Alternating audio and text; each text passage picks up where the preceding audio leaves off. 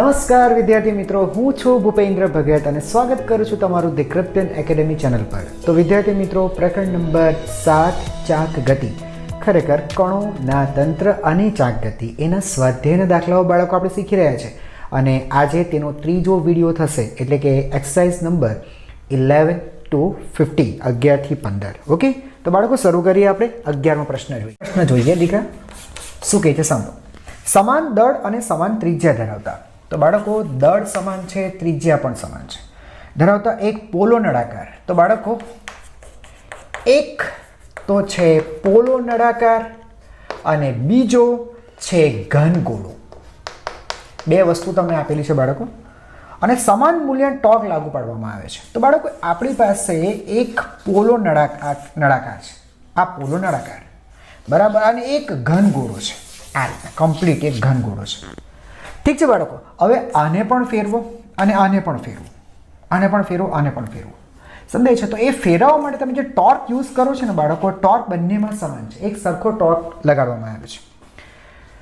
Okay, નળાકાર તેના પ્રમાણભૂત સમમિતિ અક્ષને અનુલક્ષીને ચાક ગતિ કરવા માટે મુક્ત છે અને ગોળો એ તેના કેન્દ્રમાંથી પસાર થતી અક્ષને અનુલક્ષીને ચાક ગતિ કરવા માટે મુક્ત છે આપેલા સમય પછી. એટલે બંનેને બેટા એક સરખો સમય આપવામાં આવે છે, એટલે બંને માટે તમારે દીકરા સમય સમાન લેવાનો છે. તો કોની કોણીય ઝડપ વધારે હશે? બાળકો તમે નળાકારને ફેરવો અને એ જ સમયે તમે ગોળાને પણ ફેરવો, બંનેને સરખો ટોર્ક આપો. સમજ પડે છે? તો એક સમય ફિક્સ તમને આપી દેવામાં આવે કે ભાઈ 10 સેકન્ડ. તો 10 સેકન્ડ પછી કોની કોણીય ઝડપ વધારે હશે, કોણ ફાસ્ટ ફરતું હશે 10 સેકન્ડ પછી. મીન્સ કે કોઈ પણ સમય આપે, એક સમય ફિક્સ છે કે આટલા સમય પછી આપે એટલે બંને માટે કોમન થઈ ગયું. સમજાય છે? કોની કોણીય ઝડપ વધારે હશે? જો બાળકો શરૂઆત અહીંયાથી કરો. ટોર્ક બંનેમાં સેમ છે. ટોર્ક અચળ. તમને ખબર છે દીકરા, torque is equal two I alpha. Okay, torque is equal two I alpha. તો આઈ આલ્ફા અચળ. જડત્વની ચાક માત્રા બેટા તમને ખબર હોવી જોઈએ, બંનેની જડત્વની ચાક માત્રા ખબર હોવી જોઈએ. વાત કરીએ આલ્ફા વિશે. આલ્ફા વિશે, અને સમીકરણ 1 નામ આપી આલ્ફા. બાળકો ટોર્ક અચળ છે, ટોર્ક અચળ છે, ટોર્ક બરાબર અચળ. તો બેટા આલ્ફા પણ અચળ હશે. સમજાય છે દીકરા? તો પછી આલ્ફા પણ અચળ હશે. એટલે કહેવાનો મતલબ અચળ કોણીય પ્રવેગી ગતિ છે. અચળ કોણીય પ્રવેગી ગતિ છે. જેમ બેટા બળ અચળ હોય ને તો પ્રવેગ અચળ, તેમ ટોર્ક અચળ હોય તો આલ્ફા અચળ. અચળ પ્રવેગી ગતિ માટે બેટા આ સમીકરણ આપણે વાપરી શકીએ કે that omega is equal to omega 0 plus alpha T. હવે બેટા પ્રારંભમાં કોણીય ઝડપ એ 0 છે બરાબર, શરૂઆતમાં બંને સ્થિર છે. સમજતા રહેજો દીકરા, બંને સ્થિર છે. ઓકે, અચ્છા, તો એનું મતલબ એમ થયું therefore omega is equal to alpha into T. તો બાળકો alpha is equal to omega by T. ખબર પડી? Omega by T. ઓકે બાળકો, તો સમીકરણ 1 બાળકો શું થશે? તો સમીકરણ 1 આ ઇન્ટુ આલ્ફાની વેલ્યુ મૂકો, આલ્ફાની વેલ્યુ ઓમેગા બાય ટી, અને ધીસ થિંગ ઇઝ કોન્સ્ટન્ટ. બેટા ટી તો અચળ જ છે, ટી સમાન લેવાનું છે, ટી આપેલ છે, ફિક્સ છે, એટલે તો બંનેમાં એક જ આવશે. તો આઈ ઇન્ટુ ઓમેગા બરાબર અચળ. અહીંયા તમારો દાખલો ઓલમોસ્ટ કમ્પ્લીટ બરાબર. ધેરફોર અચ્છા, એક મિનિટ. તો બાળકો લખી શકાશે ઓમેગા પ્રપોઝનલ ટુ 1/i. હે ને? તો બાળકો ઓમેગા પહેલાં મને ખબર છે ત્યાં સુધી નળાકાર હતો, તો ઓમેગા નળાકારના છેદમાં બાળકો ઓમેગા ગોળો લઈએ તો આ બાજુ વ્યસ્ત થશે.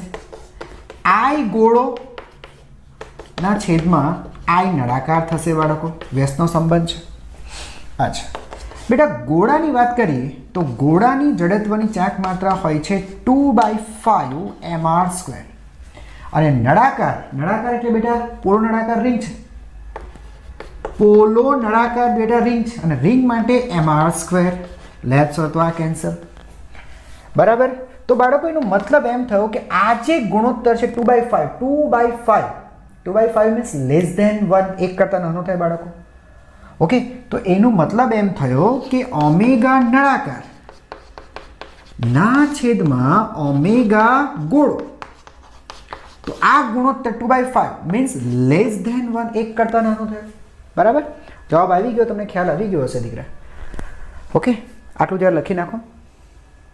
આપણે એમ લખી શકશે, એનું મતલબ એમ થઈ ગયું કે ઓમેગા નળાકાર ઇઝ લેસ ધેન ઓમેગા ગોળો.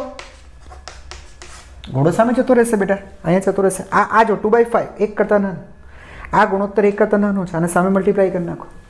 બરાબર, તો કોણીય ઝડપ કોની વધારે હશે? સર ગોળાની, હે ને? તો ગોળાની કોણીય ઝડપ વધુ હશે. બાળકો સમજાઈ ગયો? જો સિમ્પલ હતું બાળકો, કંઈ નહીં હતું. Torque constant, torque is equal two I alpha constant, revision જોઈ લો ફટાફટ. બરાબર, અને omega is equal to omega 0 0 alpha into T. આના પરથી બેટા આલ્ફા લઈએ એવા ઓમેગા બાય ટી પાછો અચળ. બરાબર, બસ આટલું જ છે. આઈ ઓમેગા બરાબર અચળ. ગોળાની વાત કરીએ બેટા, તો ગોળાની જડત્વની ચાક માત્રા, ગોળાની જડત્વની ચાક માત્રા 2/5 અહીંયા લખ્યું છે. જો બેટા, ગોળાની જડત્વની ચાક માત્રા 2/5 અને પોલા નળાકારની mr².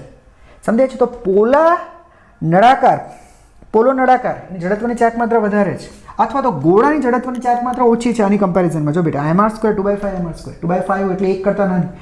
એટલે ગોળાની જડત્વની ચાક માત્રા ઓછી સર, એટલે તેની કોણીય ઝડપ વધારે, કારણ કે ગુણાકાર તો અચળ જ રહેવો જોઈએ, બદલાવો ન જોઈએ. આ ઓછી, આ વધવું જોઈએ. પોલા નળાકારની વાત કરીએ તો પોલા નળાકાર mr² એની જડત્વની ચાક માત્રા વધારે, તો તેનો ઓમેગા ઓછો. વસ્તુ સમજાઈ ગઈ હશે? ક્લિયર થઈ ગયું? ઓકે, લખી નાખો. જો બાળકો શું કહે છે, 20 kg દળનો એક નક્કર નળાકાર તેની અક્ષને અનુલક્ષીને 100 રેડિયન પર સેકન્ડના કોણીય ઝડપથી પરિભ્રમણ કરે છે. નળાકારની તમને ત્રિજ્યા આપી દેવામાં આવી છે. આ નળાકારની ચાક ગતિ સાથે સંકળાયેલી ગતિ ઉર્જા કેટલી હશે તેની અક્ષને અનુલક્ષીને આ નળાકારનું કોણીય વેગમાન પણ નક્કી કરો. સિમ્પલ છે. 20 kg દળનો એક નક્કર નળાકાર. બાળકો, આ નળાકાર છે પણ એ નક્કર છે, અંદરથી ભરેલો નળાકાર છે, નક્કર છે. ઓકે સર, નક્કર. એનું દળ તમને કહી દેવામાં આવ્યું છે, એ છે 20 kg. બરાબર. અચ્છા બેટા, આ ફરે છે, તેની અક્ષને અનુલક્ષીને બાળકો આ ફરે છે, અને તેની કોણીય ઝડપ તમને આપી છે 100 રેડિયન પર સેકન્ડ. આ નળાકારની ત્રિજ્યા 0.25 મીટર. ઓકે, તો આની ત્રિજ્યા r અને r ની વેલ્યુ 0.25. હા, 0.25 મીટર. નળાકારની ચાક ગતિ સાથે સંકળાયેલી ગતિ ઉર્જા કેટલી હશે? ચાલો બાળકો, તો આપણે ચાક ગતિ ઉર્જા શોધી કાઢીએ પહેલાં, પછી બીજી વાત. ચાક ગતિ ઉર્જા. તો બાળકો, ચાક ગતિ ઉર્જા 1/2 I ઇન્ટુ ઓમેગા સ્ક્વેર. સૂત્ર ખબર પડતી હશે બાળકો.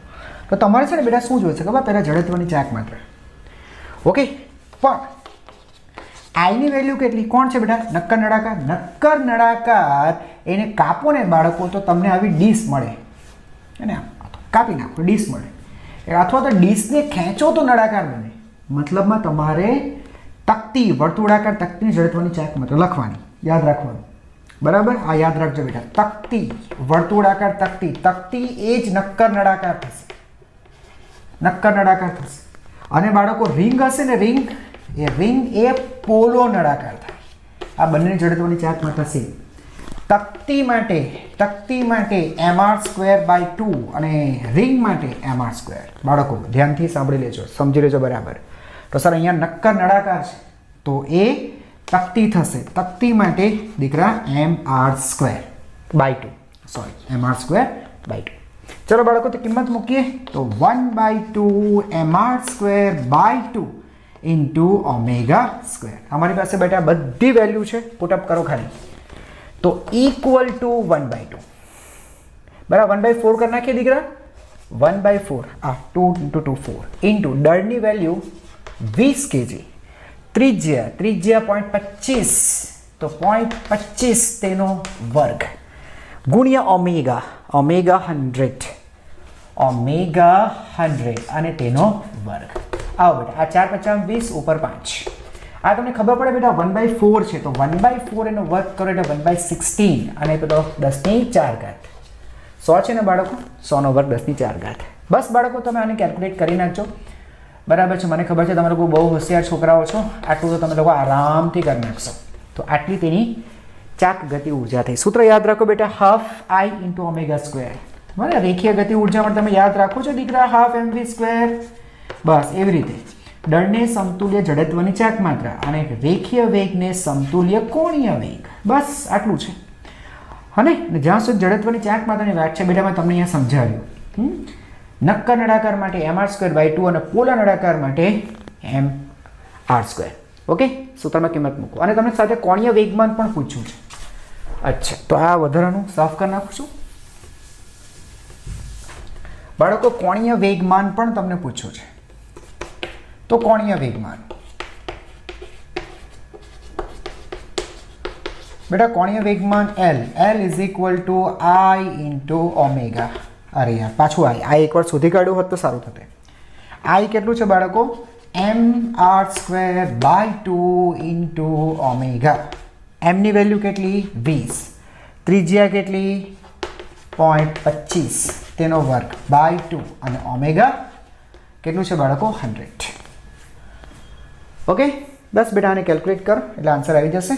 તેમ છતાં આને 10 વડે ભાગશો એટલે 10. આ થશે 1/4, 0.25 એટલે 1/4, તેનો વર્ગ કરો એટલે 1/16 ઉપર 10 એટલે 1000. બરાબર છે, સમજાય છે? બાકીની ગણતરી બેટા તમે લોકો કરી નાખજો.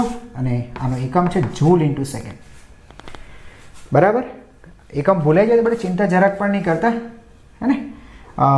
dL/dt બરાબર ટોર્ક બેટા, dL/dt બરાબર ટોર્ક, આવું તમે જાણો છો. તો L નો સૂત્ર એકમ શું આવશે બેટા? ટોર્કનો એકમ ખબર છે? Newton × metre, joule. આનો એકમ બેટા જૂલ છે અને આ સેકન્ડ ઉપર મલ્ટીપ્લાય થશે. Joule, torque, joule. ખબર છે બેટા ટોર્ક માટે ન્યૂટન × મીટર એટલે કે જૂલ, અને આ સેકન્ડ ઉપર મલ્ટીપ્લાય થશે. બરાબર, આને કેલ્ક્યુલેટ કરો. હવે તમે છે ને બેટા જાતે કરો ને ત્યારે એક કામ કરજો, પહેલાંથી I શોધી કાઢજો. I = 1/2 mr². એટલે તમારે છે ને ડાયરેક્ટ અહીંયા મૂકવાનું થાય, ડાયરેક્ટ પછી અહીંયા મૂકવાની થાય. ઘડી ઘડી તમારે કિંમત મૂકવી નહીં અંદર. બરાબર, અલગ અલગ ગણતરી કરવી નહીં. બોલો, સમજાઈ ગયું? આગળ વધીએ.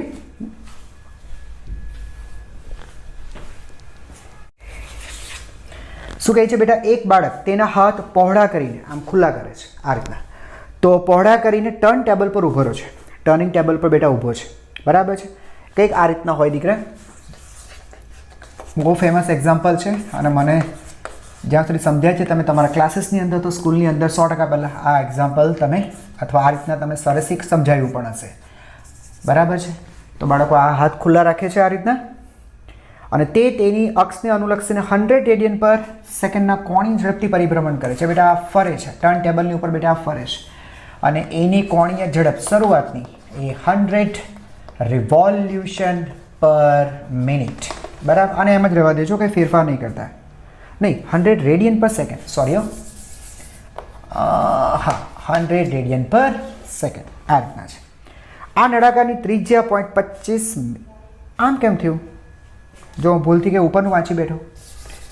આ તમને બેટા આપેલું છે કોણીય ઝડપ 40 રિવોલ્યુશન પર મિનિટ. 1 મિનિટમાં બેટા 40 રિવોલ્યુશન પરિભ્રમણ. તો કોણીય ઝડપથી પરિભ્રમણ કરે છે. જો આ બાળક તેના હાથોને પાછા વાળે અને તેનાથી તેની જડત્વની ચાક માત્રાનું મૂલ્ય ઘટે. હા બેટા, પહેલાં આમ હતો, હવે એ હાથ આમ વાળી દે. બરાબર, સમજાઈ ગયું બેટા? તો શું થશે? આ તેની અક્ષ કે જેને અનુલક્ષીને તે ભ્રમણ કરે છે, તો ત્યાંથી દ્રવ્ય છે ને બેટા હવે નજીક આવી ગયું. તમને ખબર પડે, અક્ષથી દ્રવ્ય નજીક આવે તો જડત્વની ચાક માત્રા ઓછી થઈ જાય. તો પહેલાંની સરખામણીમાં પહેલાં જડત્વની ચાક માત્રા I1 હતી, તો બાળકો નવી જડત્વની ચાક માત્રા એ કહે છે શરૂઆતની જે હતી ને તેના 2/5 ગણી. 2/5 સો ઓછી થઈ ગઈ. જો તો બેટા ઓછી થઈ ને 2/5 એટલે બેટા તમે 0.4 ગુણો છો. 2 વડે ઉપર ગુણો, 2 વડે નીચે ગુણો, 4/10 0.4 એટલે બેટા I1 ને 0.4 વડે ગુણો એટલે I2 ઓછો જ થાય. है ने જડત્વની ચાક માત્રા પહેલા કરતા ઘટી ગઈ તો નવી કોણીય ઝડપ કેટલી હશે બરાબર તો બેટા કે છે નવી કોણીય ઝડપ કેટલી હશે એટલે ઓમેગા 2 કેટલું હશે જો બાળકો આ વિદ્યાર્થી અથવા બાળક એ ટર્ન ટેબલ પર ફરે છે હાથ બહાર છે હાથ અંદર લઈ લે છે મીન્સ આની ઉપર બેટા બહારથી કોઈ ટોર્ક નથી લાગતો કોઈ એને ફેરવતું નથી બસ એ ફરતો હતો હાથ ખુલ્લા હતા આગળ લઈ આવો બાહ્ય ટોર્ક 0 છે બેટા બરાબર છે આ જે સિસ્ટમ છે સિસ્ટમ એટલે બેટા કોણ પેલું ટેબલ બરાબર વત્તા બાળક આ સિસ્ટમ થયું તો આ ટર્ન ટેબલ પર બહારથી કોઈ ટોર્ક નથી લાગતો કોઈ ટોર્ક નથી લાગતું ખબર પડી દીકરા સોરી ટોર્ક નથી લાગતો બરાબર ટોર્ક 0 તો બાળકો એલ અચળ કોણીય વેગમાન દીકરા અચળ કોણીય વેગમાન સંરક્ષણનો નિયમ કોણીય વેગમાન સંરક્ષણ નિયમ બરાબર અચ્છા હવે જો બાળકો એનો મતલબ કે L1 = L2 પહેલા જેટલું કોણીય વેગમાન હતું પછી પણ એટલું જ કોણીય વેગમાન છે ઓકે તો બાળકો L માટે શું આપણે લખી શકીએ કે સર L = I * ઓમેગા સૂત્ર જ છે ને બાળકો જેમ P બચ્ચો જોજો ધ્યાન આપજો P = mv રેખીય વેગમાન કોણીય વેગમાન દળને સમતુલ્ય જડત્વની ચાક માત્રા રેખીય વેગને સમતુલ્ય કોણીય વેગ યસ ઓકે તો L = I ઓમેગા દિશાની ચિંતા નહીં કરતા બંને વખતે કોણીય વેગ તમને એક જ દિશામાં મળવાનો છે કારણ કે ભ્રમણની દિશા એને ચેન્જ નથી કરી હે ને જે દિશા અહીંયા હશે તે જ દિશા અહીંયા હશે એટલે તમે કહેવાનો મતલબ કે L1 = L2 મૂલ્ય બંનેના સરખા જ છે દિશા તો સરખી જ છે એટલે દિશા કેન્સલ થઈ જશે તમે કેપ કંઈક આઈ કેપ જે કેપ કંઈ લખશો તો એ કેન્સલ થઈ જશે એટલે એની ચિંતા નથી બંનેના મૂલ્ય શરૂઆતમાં જેટલા હતા પછી પણ એટલા જ રહેવાના છે સાંભળો તો L બરાબર I ઓમેગા તો લખો બાળકો I1 omega 1 is equal to I2 omega 2 right sir omega 1 આપેલો છે ને આપણે ઓમેગા 2 શોધવાનું છે ઓકે પણ I2 આપણને ખબર છે I2 ની કિંમત 2/5 ટાઈમ્સ I1 તો બાળકો I1 okay omega 1 is equal to I2 ની જગ્યાએ 2/5 I1 into ઓમેગા 2 બેટા આ I1 કેન્સલ બરાબર બોલો અહીંયા પૂરું કરી દઉં ચાલો તો બાળકો therefore omega 2 is equal to 5/2 times omega 1 તો 5/2 times omega 1 40 બરાબર એટલે 20 × 40 બરાબર 20 × 50 100 revolution per minute એક મિનિટમાં હવે 100 પરિભ્રમણ કરશે બાળકો 40 ના 100 થશે ફાસ્ટ થઈ જશે આ બધા પ્રયોગો બેટા સામાન્ય પ્રયોગો તમારે જાતે પણ કરવા જેવા ખરા હાથ ખુલ્લા રાખો નજીક લઈ આવો ફાસ્ટ થશો પાછા દૂર લઈ જાઓ ધીમો થઈ જશો ફિઝિક્સનો મજા લો આનંદ લો હે ને તો બાળકો આવું થશે 100 revolution per minute થશે આનો આન્સર હવે તમને એમ થશે સર આ ચાક ગતિ ઉર્જા વધી કેવી થઈ ગઈ પહેલા સ્લો ફરતા હતા ફાસ્ટ થઈ ગઈ આપણે તો કંઈ કર્યું નહીં હાથ અંદર લેવાથી સર વધી જાય હા હવે એની પાછળનું તમારે ખાલી કારણ લખવાનું આવું કેમ થયું તો કે બાળક પોતાના હાથ જે અંદર લે છે એ માટે જે કાર્ય કરે છે એ કાર્ય એ ચાક ગતિ ઉર્જામાં રૂપાંતર થઈ જાય છે આટલું જરા બેટા લખી નાખજો બરાબર સાથે સાથે શું લખશો બાળક પોતાના હાથ અંદર લેવા માટે જે કાર્ય કરે છે એ કાર્યનું રૂપાંતર ગતિ ઉર્જામાં થાય છે એટલા માટે ગતિ ઉર્જા વધી જાય છે બોલો પ્રશ્ન નંબર 14 શું કહે છે બાળકો 3 kg દળ 40 સેન્ટીમીટર ત્રિજ્યાના એક પોલા નળાકારની ફરતે અવગણ્ય દળનું એક દોરડું વીંટાળેલું છે બહુ મસ્ત આ બેટા એક પોલો નળાકાર લો આ એક પોલો નળાકાર ઠીક છે ને યસ અંદરથી ખાલી પોલો નળાકાર આ તેની અક્ષ એને ફરતે દોરડું વીંટાળો અને પછી દોરડું ખેંચો તમે સમજી ગયા છો તો આ ફરશે ખેંચો એટલે આ ફરશે ખેંચો એટલે ફરે હા એને સામેથી બીજા જોશો ને તો તમને આ દેખાવ આવો દેખાય અહીંયાથી જુઓ તો અહીંયાથી આમથી જુઓ તો તમને આવું દેખાય આ કેન્દ્ર અને આ તમે ખેંચો છો બરાબર અક્ષ કઈ થઈ બાળકો? આ બિંદુમાંથી પસાર થતી અને બોર્ડના સમતલે લંબ. આ અક્ષને અનુલક્ષીને બાળકો આમ ફરશે, આમ ખેંચશો એટલે આમ ફરશે. બરાબર? છકડામાં જોયું છે ને, પેલી જે એક્સલ હોય, એક્સલ ઉપર દોરડું વીટ્યો પછી ખેંચે, ભ્રુમ ભ્રુમ ભ્રુમ, હે ને? ચાલો, તો દળ છે 3 kg, એમ 3 kg, ત્રિજ્યા આપેલી છે. ઓકે, આ છે ત્રિજ્યા બાળકો, આર, અને આરની વેલ્યુ છે 0.4 મીટર લખી દઉં બાળકો, 40 સેન્ટીમીટર છે. તો 30 ન્યૂટન બળથી ખેંચવામાં આવે છે દીકરા. આ જે બળ લગાડવામાં આવે છે 30 ન્યૂટન બળ છે. ખેંચો, 30 ન્યૂટન બળથી ખેંચવામાં આવે છે. તો આ નળાકારનો કોણીય પ્રવેગ કેટલો હશે? ચાલો દીકરા, આલ્ફા પૂછ્યું છે આપણે બાળકો. અહીંયા જે બળ લાગે છે એ સ્પર્શકની દિશામાં છે. જો તો બેટા, આ સ્પર્શક છે બેટા, અને આ જે દિશા છે એને ત્રિજ્યાવર્તી દિશા કહેવાય. જો કે બળ કઈ દિશામાં લાગે છે? સ્પર્શકની દિશામાં. તો બળ સ્પર્શકની દિશામાં છે. બળ સ્પર્શકની દિશામાં. ધ્યાનથી સાંભળજો, સ્પર્શકની દિશામાં હોવાથી સ્પર્શીય પ્રવેગ તૈયાર કરશે, સ્પર્શીય પ્રવેગ બનાવશે. બરાબર ને? અને તો લખાશે therefore સ્પર્શીય પ્રવેગ કેટલો થશે?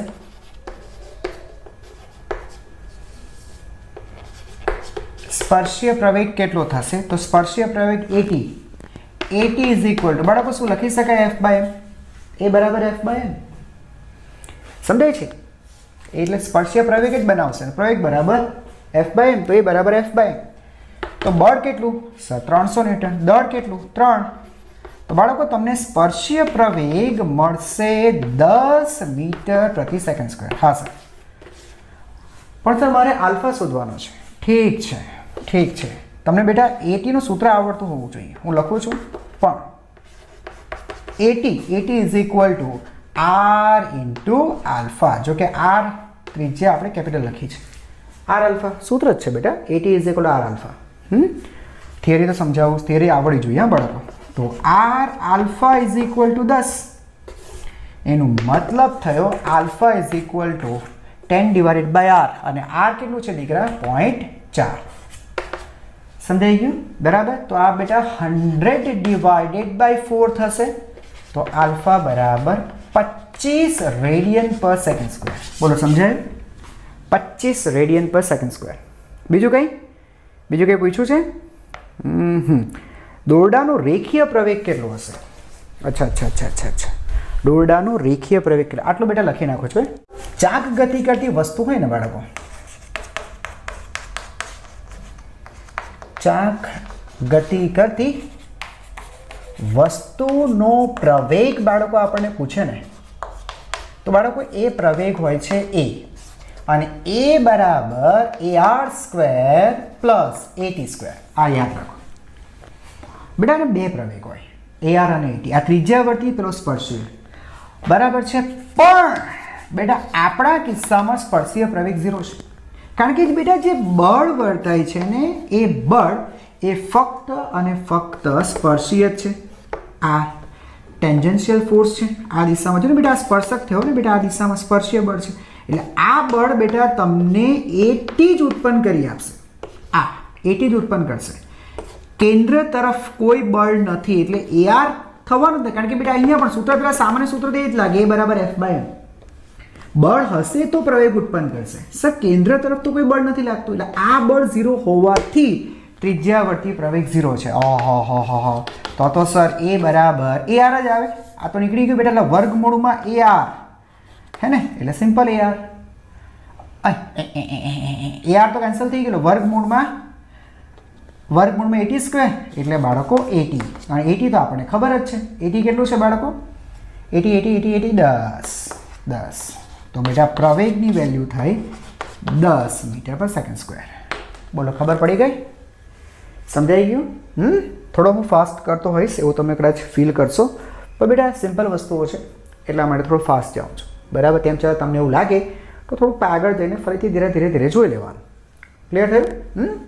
અચ્છા બાળકો 15મો પ્રશ્ન જો શું કહે છે, એક રોટરને 200 રેડિયન પર સેકન્ડના સમાન કોણીય વેગ જાળવવા માટે engine 180 newton into metre torque પ્રસ્થાપિત કરવું આવશ્યક છે. આ એન્જિનનો પાવર કેટલો હશે અને એન્જિનની કાર્યક્ષમતા 100% વિચારો. બેટા એક પંપ છે, પંપને ચલાવવા માટે તમારે ટોર્ક ઉત્પન્ન તો કરવું પડે ને. આ ટોર્ક ઉત્પન્ન કરીને તેની કોણીય ઝડપ તમારે મેન્ટેન કરવાની છે 200 રેડિયન પર સેકન્ડ. આ તમારે મેન્ટેન કરવા આટલી રહેવી જોઈએ. સર એ તો એકવાર ટોર્ક આપી દો, ફરવાનું સ્ટાર્ટ કરે પછી ટોર્ક 0 કરી નાખો એટલે અચળ કોણીય વેગથી ચાલુ રાખશે. તમે સમજો બેટા, મારી વાતને સમજો. એક વખત આ ચાક ગતિ કરી શકે તે વસ્તુ છે, તમે એને ટોર્ક આપો એટલે એને ફરવાનું સ્ટાર્ટ કર્યું, પછી ટોર્ક બંધ કરી દો, કઈ વાંધો નહીં. તો બેટા એ એક અચળ કોણીય વેગથી, એક સરખા કોણીય વેગથી ફર્યા કરશે. કારણ કે ટોર્ક 0 તો આલ્ફા 0, આલ્ફા 0 એટલે કોણીય વેગમાં કોઈ બેટા ફેરફાર ન થાય એટલે એક અચળ કોણીય વેગથી ફર્યા કરશે. તો સર એને 200 જોઈતું હોય તો 200 માટે એક ટોર્ક આપી દો, એકવાર 200 થઈ જાય પછી ટોર્ક લઈ લો. ફેર થયું? બરાબર સમજાવ્યું દીકરા? તો સર આ એમ કે છે તમારે કોન્સ્ટન્ટ ટોર્ક લગાડતા રહેવું પડશે અને એ ટોર્ક છે 180 ન્યૂટન પર મીટર.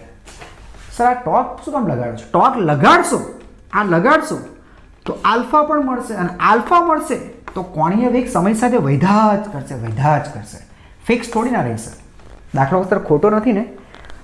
ના બેટા એવું નથી. તમે સાયકલિંગ કરતા હોય, એક વખત તમે બળ લગાડવાનું બંધ કરો તો નિયમ પ્રમાણે તો સાયકલ અચળ વેગથી પછી ચાલવી જોઈએ, પણ તમને ખબર છે અચળ વેગથી ચાલતી નથી, તે પ્રતિપ્રયોગી ગતિ કરે છે, તેનો વેગ સમય સાથે ઘટવા માંડે છે. તમારે વેગ મેન્ટેન કરવા માટે અમુક મૂલ્યનું બળ તો લગાડતા જ જવું પડે. એવું કેમ?